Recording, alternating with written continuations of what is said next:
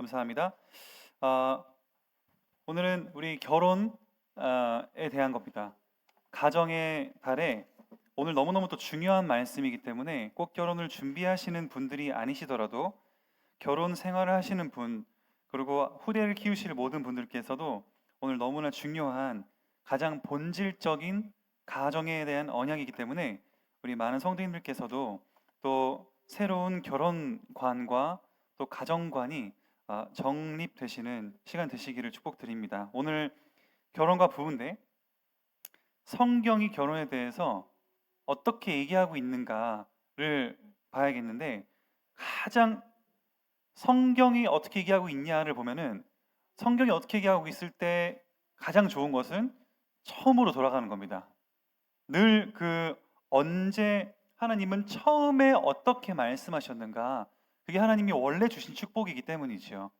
그 이후에는 이제 아담 이후로 타락했기 때문에 그 타락한 본성을 가진 상태에서 뭐 바울이 서신을 보내던가 어떤 베드로의 서신이 있던가 그런 것인데, 그게 아니라 하나님이 처음에 죄 없는 인간, 하나님의 형상이 완전했던 시대에 그때에 하나님이 주신 축복이 뭔가?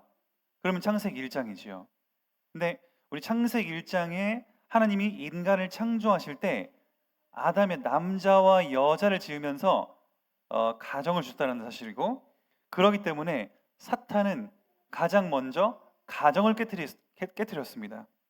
그리고 또 후에 예수님이 오셨을 때를 생각해 보면, 예수님이 오셨을 때에 예수님의 첫 사역, 30살쯤 성인이 되시고 공식적인 생애, 공생애라고 하지요. 3년 동안 공생애 하시고 십자가 죽으시지 않았습니까? 부활하시고. 공생의 첫 사역이 바로 가정 사역이었습니다. 가나의 혼인 잔치에 가서 거기에서 이 결혼 잔치 때 한 사역이 첫 사역이죠. 그러니까 처음에 다 보면은 지금 가정을 시작한 겁니다. 그만큼 하나님은 이 세상에 많은 카테고리들이 있지만 가정을 먼저 선택하셨다는 것은 아주 아주 중요한 의미를 담고 있는 거겠습니다. 한 사람을 위대하게 만들어 놓고 그 다음에 여자를 만드신 게 아닙니다. 같이 보기에 좋지 않으니 외로워 보이니 창조를 하셔서 둘이의 보기에 심히 좋고 드디어 한 몸을 이룰 것이다 하면서 가정이야말로 하나님의 형상이다, 이렇게 얘기하고 있는 것입니다. 오늘 좀 하나하나 볼 텐데 저희에게 이 말씀이 믿어지는 축복이 있으시길 바라면서, 첫 번째 본론에 하나님이 결혼을 통해서 우리 하나님의 형상이 온전해지는 것입니다. 이게 무슨 말입니까? 남자만 하나님의 형상이 아니고 또 여자만도 하나님의 형상이 아니고 남자와 여자가 다 하나님의 형상입니다. 그 말은 우리 제가 먼저 형상의 그 원어부터 말씀을 드려야겠지만, 우리가 영어로는 image라고 하고 그리고 한글로는 형상이라고 하니까 우리나라 번역에서의 느껴지는 그 어감은 어떤 뭔가 상상하는 그 이미지를 그리는 거겠습니다만, 모세가 이것을 기록했을 당시에 고대 근동 지방에서 형상, 체렘이라고 하는 히브리어를 썼을 때에는 어떤 의미를 갖고 있었냐면, 왕이 정복했을 때 걷다가 기념비를 세우는 것, 조각상을 세우는 것이 형상이었습니다. 그래서 왕의 형상을 만들어서 쉽게 무슨 말을 하는 겁니까? 여기까지 내가 통치한다. 내가 통치한다라는 것을 의미하는 것이 조각상이었습니다. 그런 의미로 봤을 때 모세는 이 단어를 썼을 때에는 하나님의 통치가, 우리 인간 자체가 하나님의 통치를 의미한다는 것이지요. 동물이랑 식물이랑 다르게 우리 인간만 하나님의 형상으로 만들어져서, 바로 내가 하나님의 형상이라는 의미는 다시 말씀드립니다, 내가 하나님의 통치의 증거라는 것이고, 또 다른 말로 나를 통해서 하나님의 통치가 드러나게 될 것이다. 그러니까 우리 베드로전서 2장 9절에도 너희는 왕 같은 제사장이다, 거룩한 나라다, 하나님의 나라다, 이렇게 소개하고 있지 않습니까? 우리는 하나님의 형상이라는 자체가 하나님의 일을 할 사람으로 우리를 지었다는 겁니다. 그러니까 우리를 왕으로 지었고 제사장으로 선지자적 역할을 할 왕의 그 통치권을 우리에게 주신 것입니다. 그러니까 우리는 어마어마한 존재입니다. 동물과 그래서 엄연한 구별이 있는 것입니다. 구분이 있는 것입니다. 동물도 귀하지만 하나님의 형상은 아닌 것입니다. 그러니까 그렇게 통치를 드러내는데 아까 말씀드린 것처럼 남자만이냐? 아닙니다. 여자만이냐? 아닙니다. 남자와 여자 모두가 하나님의 형상이라는 겁니다. 그 말은 뭡니까? 남자는 남자를 통해서 하나님의 형상으로서의 그 성품이 나타나는 게 있다는 것이고, 여자는 여자 나름대로의 캐릭터를 통해 하나님의 성품이 드러난다는 것이지요. 예를 들어 뭐가 있습니까? 뭐 쉽게 남자 하면은 딱 강인한 이미지. 지금까지 다 땅을 정복한 사람들이 대부분 남자입니까 여자입니까?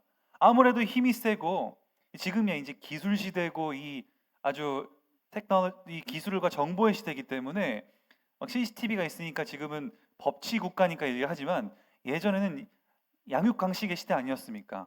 그러니까 이 약한 사람은 떨어질 수밖에 없고 강력한 남자가 힘을 길러서 그 부족을 이끌고 할 수밖에 없는 시대였습니다. 그게 이제 창조의 그 본질이라는 것이죠. 사업의 구조가 대입되기 이전에 그냥 무인도에다 냅두면 어떻게 되겠습니까?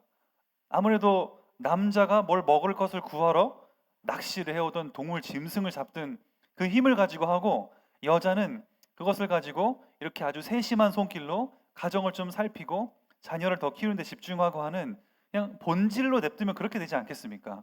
이게 창조의 본질이라는 것이지요. 우리 운동 전문가한테 물어보니까 똑같은 운동을 해도 남자와 여자는 근질 자체가 다르답니다. 근육질이 여자는 남자처럼 붙을 수가 없다라는 겁니다. 스테로이드나 이런 것들을 맞지 않는 이상 다르게 창조된 겁니다. 그러면 다름 속에 바로 하나님의 형상이 나타나는 캐릭터가 다 다르게 있다는 것이지요. 그래서 왕, 또 용사로서 어떻게 보면 정복하고 뭔가 진취적으로 나아가고 개척하는 이미지가 있다면, 여성은 어머니로서, 어머니라는 건 뭡니까?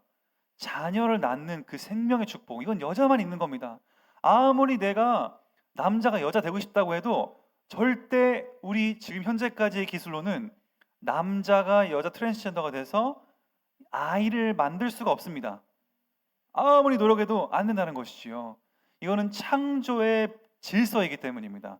남자는 남자대로, 여자는 여자대로, 이걸 자꾸 명확하게 구분하는 이유는 하나님께서 이것을 통해서 연합될 때 그 가정을 서로를 통해서 각각 고유한 하나님의 성품들을 발견케 하는 가정의 축복이 있다는 겁니다. 그냥 좋아가지고 만났는 줄 알았는데 아니라는 것입니다. 그리고 여자의 특성, 남자보다는 아무래도 더 세심하시고 또 자녀를 양육하도록 특화되게 창조가 돼 있다 보니까, 진화가 아니고 창조가 돼 있다 보니 더 모성애로 인해서 그 자녀를 돌보고, 또 아무리 힘들어도 자녀를 먹이고 입히는 그 세심함과 그런 어떤 정서가 여성들에게는 있지 않습니까? 더 특화돼 있지 않습니까? 그리고 자녀를 키우는 지혜, 이런 것들이 아무래도, 그래서 잠언에도 집과 재물은 부모에게서 얻거니와 현숙한 아내는 하나님께로부터 얻는다. 이 표현이 뭡니까? 지혜로운 여자가 가정을 살린다. 남자가 지혜로운 것보다 주로 여자가 지혜로운 게 가정에 유익한 것을 많이 우리는 봅니다. 남자도 지혜로운 분이 많지만 이 어떤 그 특유의 그 성품들이 있는데, 중요한 것은 이 둘을 결혼하게 하셨다는 겁니다. 지금은 개인주의 사회 속에 지금의 세계관으로 보면은 포스트 모더니즘, 아까 기도에도 너무나 정확하게 나왔지만 기준을 파괴하는 것이 멋있어 보이는 시대입니다. 그러니까 우리 원래 남자 여자 다 제일 뭐에 끌립니까? 새로운 것에 끌리지 않습니까? 우리 이런 속된 말이 있죠. 제일 이쁜 여자는 처음 보는 여자다, 이런 얘기 있습니다. 새로운 여자다. 그 말이 뭔 말입니까? 그 말은 본능적으로 타락한 본성이 자꾸 뭔가 그 새로운 것, 뭔가 새로운 거를 찾음으로써 만족을 얻고자 하는 그러한 그 본성이 있다라는 것이죠, 사람에게. 그만큼 지금으로서는 그 다른 색다른 것의 매력을 느끼는 그게 또 멋이다. 질서는 따분하고 고리타분하다. 그래서 모더니즘의 그 질서와 어떤 그 산업화 혁명의 이 시기에서 이런 질서를 다 파괴하자 포스트 모더니즘 아닙니까? 그러니까 다 더 개인주의, 내가 원하는 것, 나의 말이 진리다. 그러니까 이제 MZ 세대라고 하는 것들은 그 영향 속에 나온 것인데 중요한 것은 결혼도 그렇게 이해한다는 것입니다. 그러니까 남자가 여자가 되고 여자가 남자가 되고 저는 인제 사실은 그래서 이를 참 물어보고 싶습니다. 그렇게 주장하는 분들에게 만약에 당신의 자녀가 아니 당신이 위험에 처했을 때 지금 화장실만 봐도 남자가 여자 됐는데 같이 해도 괜찮겠냐. 그리고 당장 남자와 여자의 차이가 명확하게 있는데 우리가 위험에 처했을 때 경찰을 불렀을 때 여경이 오기를 바라냐, 남경이 오기를 바라냐. 그러면 당장 이 생명이 위협이 있을 때 이 여경을 무시하는 게 아니라 여경의 역할이 있고 힘센 남자가 도와주기를 바라는 게 아마 본능적일 것입니다. 이게 다 다름이 있는데 그 속에서 그냥 그 다름을 인정하고 서로 거기에서 하나님 형상을 확인해야 되는 것이 아니라 그냥 완전히 질서와 그 틀을 깨버리는 것으로 매력을 느끼니까 뭡니까? 결혼도 바로 나의 개인의 유익을 지키기 위한 내 개인주의로서 내 유익을 위한 그러니까 마치 이건 무슨 쉐어하우스처럼 같이 살면서 자 우리가 살 때에는 너는 이거 하고 나는 이거 하고 너는 이거 하고 나는 이거 해서 나는 이걸 지켜야 된다. 우리 서로 이렇게 지키자. 어떻게 보면 여기에서는 언약과 사랑은 하나도 없습니다. 정말 언약은 없고 다 서로의 개인의 유익을 위한 자녀도 낳지 말자. 유튜버들도 활동이 너무 많이 하다 보니까 둘이서 막 알콩달콩 나이 들 때까지 여행 다니는 것이 아름답도록 포장이 되어 있는데 나도 저렇게 늙고 싶다 이렇게 하는데 그런 자녀 없이 자녀에게 내 인생을 소비하지 않고 둘만 행복하게 사는 것이 이상적인 결혼이라는 그러한 프레임들이 자꾸 씌워지고 있습니다. 그러니까 하나님의 창조의 질서가 다 무너져 버린 것이지요. 그래서 우리 이런 얘기도 합니다만 결혼은 선교다 이렇게 단순히 다른 배경에 살았으니까 그렇지라는 문화적 차이로만 이해하면 안 되겠습니다. 하나님은 처음부터 질서적으로 다르게 구분하신 겁니다. 그냥 쟤는 다른 부모 밑에서 컸으니까 다른 것이지가 아닙니다. 단순히 그 정도 문화적 차이가 아니라는 겁니다. 본질적으로 다르니까 거기에 서로 함께 했을 때 서로가 다름을 보고 하나님을 알게 된다는 것이지요. 나에겐 남자로서 없는 세심함이 이 여성분에게 있구나. 그게 하나님의 세심함이구나. 얼마나 나를 세심하게 머리끝부터 나를 보호하시고 피부를 재생하시고 아픔을 치유하시고 또 우리의 가정을 이뤄가시고 계획을 세밀하게 인도해 가시는 그 하나님, 여자를 통해서 그걸 보게 하시는구나. 결국 남자와 여자를 통해서 각각 하나님을 바라보게 해야 되는데 지금 그게 개인주의는 그게 아니지 않습니까? 내 것 지키기 위해 그 계산이 안 맞으면 이혼이 너무나 쉬운 이러한 세상 속에 살고 있습니다. 그러니까 저도 계속 듣지만 돈이 능사가 아니다 라는 것을 많이 봅니다. 결혼하는데 왜 자꾸 돈 있는 분들이 자살하고 왜 자꾸 돈 있는 분들이 이혼하는가? 돈이 다가 아니라는 것이죠. 결혼을 했는데 분명히 사랑한다고 했는데 사랑은 그 달콤한 뜨거운 사랑은 언젠간 식기 마련이니까 결혼의 그 목적을 모르다 보니 결국 끝나는 것이죠. 예수님도 가나 홀인 잔치에 가셔서 뭐 하셨습니까? 달콤한 포도주가 떨어진 것입니다. 결혼은 잔치입니다. 근데 그 잔치는 언젠가 끝이 나지요. 결혼은 잔치처럼 행복한 것인데 그 포도주는 언젠가 떨어진다라는 겁니다. 그때 예수님께서 뭐라고 하셨습니까? 엄마 마리아가 뭐라고 하셨습니까? 예수님께서 시키는 대로 하라. 가정의 주권을 주인님에게 넘긴 겁니다. 그 순간 포도주가 회복되고 기쁨이 다시 회복되는 것을 볼 수가 있습니다. 결혼식에 포도주가 떨어진 것은 재미 하나도 없는 것입니다.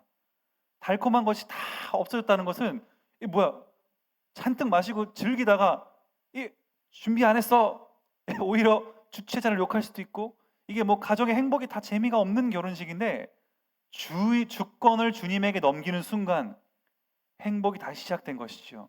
그러니까 이것은 무슨 교훈입니까? 진짜 가정의 행복은 주님을 주인으로 모실 때 진짜 행복할 수가 있다는 것을 내포하고 있는 얘기인 것입니다. 가나 홀인 잔치는. 사람들은 자꾸 자기를 통해 또 어떠한 그 환경을 통해 자신의 어떤 그 경제를 통해서 행복을 찾으려고 하는데 가정이라는 것은 그게 아니라는 겁니다. 가정은 본래 하나님의 형상을 나타내는 것이고 그 형상을 서로를 통해 하나님을 확인할 수 있는 것이죠. 그러니까 이 결혼은 이번에도 말씀드리지만 하나님의 형상을 발견하는 것이다.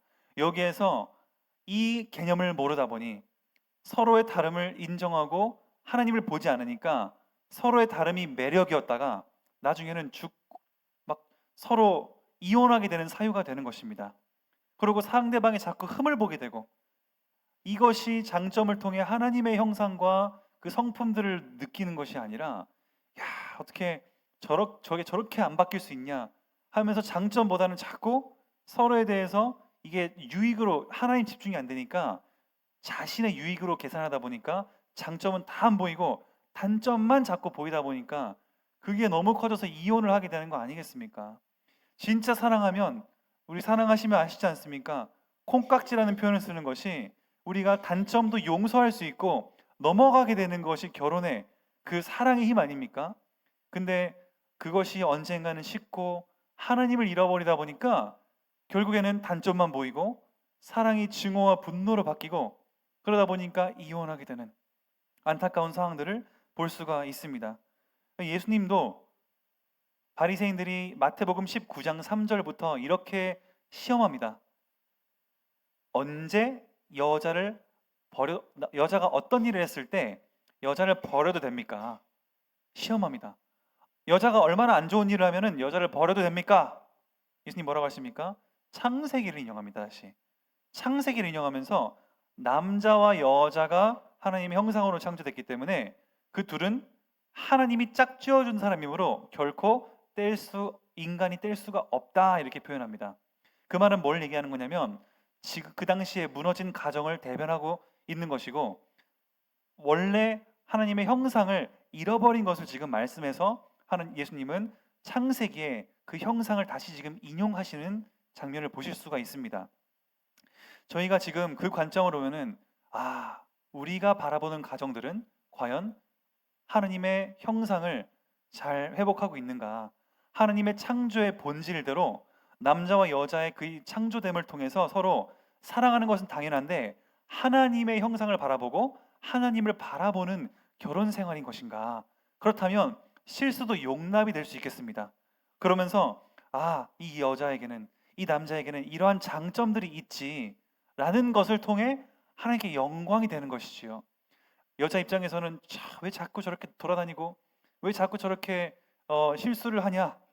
남자의 또 특성일 수 있을 텐데 뭔가 진취적이고 뭔가 어떻게 보면은 이 용사의 그런 하나님의 이미지를 통해 자꾸 뭔가 일을 벌리고 근데 그런 것들이 하나님께서 우리를 통해 얼마나 일을 계획하시고 거시적으로 과거 현재 미래 하나님은 다 우리를 향한 완벽한 계획 이런 어떤 그 연결성들을 다 볼 수가 있는 것이지요. 그러니까 이 둘을 통해서 하나님을 알게 되는 것입니다. 그래서 부디 확실하게 말씀드릴 것은 결혼은 문화나 제도가 아니다. 결혼은 하나님의 형상을 완전하게 충분하게 회복하는 것이다. 남자만 하나님 형상이니까 나 혼자 살면 되는 게 아닙니다. 남자와 여자를 통해 형상을 회복하는 것임을 믿습니다. 그러면서 세 번째로 결혼이 깨진 이유는 뭡니까? 아까 다 말씀드린 겁니다. 내가 잘못된 질문을 하는 것이 애초에 기준이 나입니다. 그러니까 내가 이 사람과 살면 행복할까? 행복할까? 이렇게 물어보는 것이죠. 그러니까 이제 불신자랑 결혼하는 것이 그래서 너무 위험한 것입니다. 애초에 하나님과 만날 수가 없기 때문입니다. 하나님을 바라볼 수가 없는 사람을 만나면 육체적인 정욕만 우리가 채워진다고 했을 때에는 결국 나중엔 언젠가 하나님의 성품 배울 수 있지만 우리가 많은 고난을 겪으면서 힘들게 결혼 생활을 해 나가야 될 수도 있는데 우리 그리스도인들이 굳이 그런 십자가를 지는 결혼 생활을 해야겠습니까? 그리고 진화론자들은 뭐라고 해석하는지 아십니까? 이성을 보고 결혼을 할 때 생존에 가장 유리한 상대를 뽑는다고 합니다. 본능적으로. 그게 진화론자들의 결혼에 대한 이 정의입니다. 그렇구나. 그럴싸합니다. 그것도 자신의 유익을 위한 거 아닙니까? 다 나입니다. 개인주의. 내 생존에 유리한 사람을 뽑는 것. 더 masculine, 더 남성스럽고 여성은 더 여성스러워서 더 이렇게 어머니로 역할을 잘할 수 있을 법한 본능적으로 그런 생각을 한다는 겁니다. 그러나 말씀드린 것처럼 우리 올바른 결혼할 때의 질문은 뭐겠습니까? 배우자를 찾는 질문은 예수님처럼 이 사람은 예수님을 주인 삼을 만한 사람인가? 이게 얼마나 중요한지 모릅니다. 가정을 이룰 때, 이성을 찾을 때, 결혼 상대를 확인할 때에는 과연 이 사람을 통해 이 사람이 예수님을 주인 삼을 수 있는 사람인가? 조금 더 나아가서 이 사람 나와 함께 하나님의 통치를, 하나님의 영광을 드러낼 만한 그러한 사람인가? 그것이 결혼은 배우자를 찾는 기준이 되는 것이지요. 그래서 결혼은 언약이라고 하는 것입니다. 단순히 우리 서로 이렇게 저렇게 하자, 서로 역할 구분해서 계약 관계가 아니라 언약 관계라고 합니다. 두 번째로 하나님의 형상인데 남자와 여자에게 주신 축복이 뭡니까? 그게 부부가 누릴 축복입니다. 바로 하나님 나라의 축복입니다. 이것도 굉장히 중요합니다. 이제 우리가 창세기 1장 28절 많이 읽었지만 우리 하나님 나라의 축복이라는 사실을 그 관점으로 보면은 정확합니다. 나라의 3요소가 뭡니까? 국민, 영토, 주권입니다. 근데 창세기 1장 28절에 그것이 그대로 들어가 있습니다. 바로 하나님 그들에게 복 주시며 그들에게 이르시되 생육하고 번성하여 땅에 충만하라. 생육 번성을 통해서 국민을 생산해내는 것이지요. 백성을 생산해내는 것. 그리고 땅을 정복해라. 영토입니다. 그리고 바다 물고기 새 모든 생물을 다스려라. 그 다스리는 주권, 통치권의 축복을 주신 것이지요. 결국 가정은 아주 우리 부모 별거 없는데요? 아닙니다. 가정이라는 것이 얼마나 어마어마한 축복이냐. 하나님이 남자와 여자 형상을 만드시고 주신 축복이 이겁니다. 하나님 나라의 축복. 그래서 우리를 통해 자고로 부부라는 것은 자녀를 반드시 염두에 둬야 되는 것입니다. 그러니까 우리 지금 뭐 자녀가 잘 이렇게 생산이 안 된다. 지금 뭐 여러 가지 이런 건강과 이슈들이 있지만 그럼으로써 부부들은 더욱더 최선을 다해서 자녀를 갖기 위한 노력을 하고 건강도 지키고 저도 지금 둘째 가지려고 지금 3개월 동안 라면 안 먹겠다고 우리 결단을 했는데 우리 제 사모가 풍진 주사를 안 맞았다 그래서 3개월 또 늘어나서 자꾸 제 인내의 시간은 늘어나는데 사모 앞에서도 말할 수가 없는 것은 저는 6개월만 참으면 되지만 우리 저분께서는 임신해서도 못 먹고 나서도 모유수유 하느라 못 먹고 2년을 못 먹는 상황 속에 제가 입을 다물게 됐습니다. 그래서 저는 임신하면 끝이 아니냐 그렇게 얘기하는 순간 그냥 고개를 숙이게 됐는데 중요한 것은 그것이 어떻게 보면 고난이고 또 뭐 그냥 놔버리면 뭐 라면 먹으면 되는 거 아니냐 그러다가 이제 막 아토피 생기면 나중에 후회하고 그러니까 이게 진짜 그 얼마나 자녀라는 것이 인내인데 하나님 뭐라 그런지 아십니까? 그것이 상급이다 이렇게 얘기합니다. 자녀는 기업이다 이렇게 얘기합니다. 그러니까 지금 세계관은 자녀는 그냥 막 힘들고 막 고난으로 생각하는데 자녀를 키우는 기쁨 속에 거기에서 하나님의 기업, 하나님이 나를 얼마나 사랑하는지를 나를 얼마나 인내하면서 기다리는지를 우리는 그것을 우리 자녀를 대입해서 투영해서 보는 것이지요. 그러니까 진짜 가정의 완성은 이러한 자녀를 통해 하나님 안 주시면은 또 우리는 어떻게 합니까? 이 세상에 많은 잃어버린 자녀들, 하나님을 떠난 자녀들, 후대를 우리는 자녀 삼아서 키우면 되는 것이지요. 그러니까 우리는 어떤 누구도 핑계할 수가 없는 겁니다. 난 나만 행복하면 돼. 우리 부부만 행복하면 된다가 아니라 자녀가 안 생기는 사람도 있을 수 있지 않습니까? 그러면은 이 땅의 많은 자녀들을 우리는 마음에 품고 하나님의 자녀로 우리는 키워가는 그 사명을 가지면 되는 것입니다. 애초에 부부라는 것이 개인에게 포커싱이 되어 있지 않다라는 것이 하나님의 창조의 섭리다. 분명히 아셔야겠습니다. 그래서 우리 앞으로 청년들 결혼 준비하시는 분들은 혹시 자녀 계획이 없으신 분들이 계시다면 하나님 앞에 정말 생각해 보셔야 될 부분입니다. 이거는 하나님의 말씀이지 제 말이 아닙니다. 그리고 땅을 정복하라. 정복하는 게 뭡니까? 창세기 2장 15절에 보니까 하나님께서 에덴 동산을 지으고 사람을 두시고 나서 땅을 경작하고 지키라 이렇게 말씀하셨습니다. 그거는 에덴 동산처럼 땅을 지키는 것을 이제 온 세계에 그렇게 확장해라라는 의미인 것이지요. 그 말은 아담으로서 그냥 나무가 죽든 말든 그냥 뭐 짐승을 다 뭐 마음껏 이렇게 훼손되든 말든 하는 게 아니라 그걸 다스릴 책임이 있다는 것입니다. 한마디로 우리 모든 사람들은 이거는 이제 또 나오겠지만은 우리가 맡은 직장, 우리가 맡은 가정, 그러니까 여성분들은 집에서 자녀를 양육하고 또 집을 돌보고 하는 것이 하나님의 나라를 관리하는 것이라는 것을, 그 형상, 그 현장을 충성을 다해서 경작하고 지키고 있다는, 땅을 경작하고 지킨다라는 것을 잊지 않으시기를 바랍니다. 그러면은 얼마나 보람된 일인지 모릅니다. 반복되는 일 같고 또 육아는 막 끝이 없는 밑 빠진 독에 물 붓는 교육의 한계에도 느껴지고 하지만 그것이 우리 각자 맡은 자기의 땅을 경작하고 지키는 것. 또 일하시는 분들은 내가 맡은 직장에 우리 월급 루팡 이런 게 아니지요. 저도 어떤 친구를 만나고 왔는데 그냥 가서 찍고 있다가 온답니다. 그러면 수당이 더 나오니까. 우리는 그것은 어떻게 보면은 이렇게 바람직한 표현은 아니라고 볼 수 있겠지요. 그냥 조금 돈 더 타기 위해 찍고 그냥 있는 것, 핸드폰 게임하고 온다고 하는데 정말 유감스럽습니다.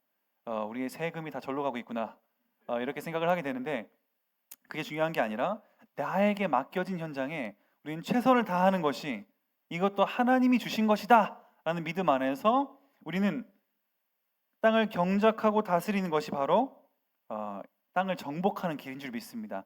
그래서 제가 자꾸 조금 어려워 보이실 수 있지만 네덜란드 총리였던 아브라함 카이퍼를 말씀드리는 게 모든 영역, 문화, 가정, 정치, 경제 모든 영역에 그리스도의 통치가 안 닿는 곳이 없다. 한마디로 다 그리스도의 통치가 주권이 닿고 있다. 그러므로 우리는 각자 맡은 모든 그 영역 속에 하나님의 주권을 회복시키는 것이 우리의 사명이다. 교회에서만 제자가 아니고 직장에서는 내가 최선을 다 월급 루팡하고 있는데 나는 최선을 다하는 모습 보면은 다르지 않습니까? 그럼으로써 너는 그리스도인이구나 보게 되면서 하나님의 영광이 나타나는 것이죠. 하나님의 주권. 다 가정도 마찬가지입니다. 모든 것이 그게 땅을 정복하는 길이다. 단순히 영토를 점령하는 뭐 그런 것이 아니라는 것이지요. 또 마지막 다스려라. 다스려라는 어떻게 하겠냐? 왕이 김정은처럼 다스리는 게 있고 민주주의적으로 백성들을 사랑으로 다스리는 왕이 있겠습니다. 사랑으로 다스리냐? 독재로 아주 사람들을 갈취해서 다스리냐? 우리는 뭐합니까? 내가 너희를 사랑한 것 같이 너희는 서로 사랑해라. 하나님 사랑, 이웃 사랑, 사랑으로 우리의 현장들의 통치를 실현하는 것입니다. 그래서 가정도 사랑으로, 직장도 사랑으로, 정치도 사랑으로 기도하고 경제도 사랑으로 우리는 하는 것이겠습니다. 그러니까 자녀를 양육할 때 내가 너 때문에 내가 내 삶을 놓치고 뭐 어떻게 하고 한 게 아니라 사랑으로 그들을 품고 키우는 거 아닙니까, 부모님들은. 그거 이제 못 견디니까 막 자녀를 유기하는 끔찍한 사건들이 일어납니다. 그래서 이렇게 세 가지 국민 영토 주권이라는 나라의 3요소가 바로 하나님 나라, 우리 부부에게 주어진 거다. 그러니까 부부라는 것이 지금 어마어마한 겁니다. 그냥 사랑한다고 띡 결혼해 버렸다가 또 어쩌다가 애가 생겨 버리면 정말 이거는 어려운 삶이 시작되는 것이지요. 내가 회복할 사명이 어마어마하게 크구나. 내가 그래서 가정을 위해서는 정말 깊이 기도해야 됩니다. 아무나 만나면 안 되는 것이지요. 그리고 우리 부모님들은 자녀가 아무나 만나지 않도록 기도하는 것이고 청년들은 아무나 만나지 않도록 정말 하나님을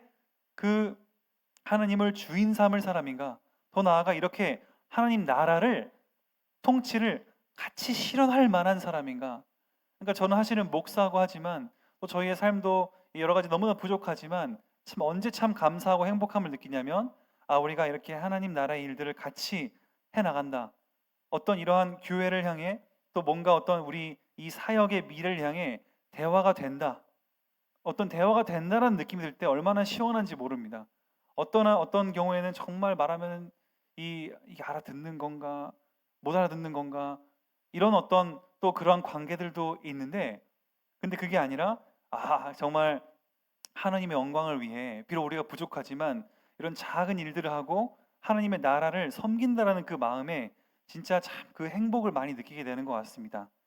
우리 정말 이 무너진 가정, 우리나라가 왜 이혼율이 이렇게 높을까? 이것도 비단 우리나라만이 아닙니다. 전 세계적으로 왜 높을까? 우리 필리핀 말씀드렸지요. 왜 데이케어 센터라는 게 많은지 아십니까? 데이케어 센터는 미혼모들의 장인데, 그것은 그냥 어두우니까 애가 생겨버리고 남자는 책임질 준비가 안 되다 보니까 이러한 뭐 하나님 나라의 축복 뭐 아무것도 모르니까 그냥 도망가는 겁니다. 그냥 여자는 갑자기 그냥 애만 남게 되고, 누가 케어해야 됩니까? 국가가 이제 도와주는 시스템으로 될 수밖에 없는 것이죠. 근데 여자들이 하는 말 괜찮다는 겁니다. 얼마나 결혼이 무너졌냐면, 내가 이렇게 임신한 거 괜찮다. 왜냐? 다른 사람들도 다 그러니까.